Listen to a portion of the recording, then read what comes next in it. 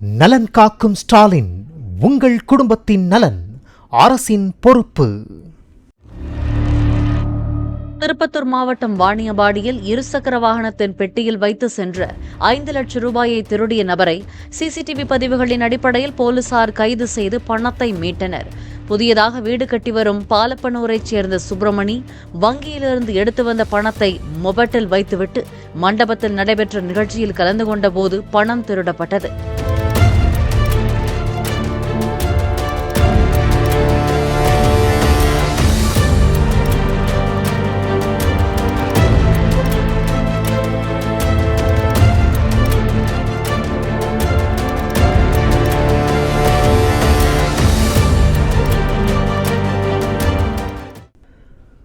நலன் காக்கும் ஸ்டாலின், உங்கள் குடும்பத்தின் நலன் அரசின் பொறுப்பு. பிளே ஸ்டோர் மற்றும் ஆப் ஸ்டோரில் இருந்து பாலிமர் செயலியை QR கோடு மூலம் பதிவிறக்கம் செய்யுங்கள். செய்திகளை உடனுக்குடன் பெறுங்கள்.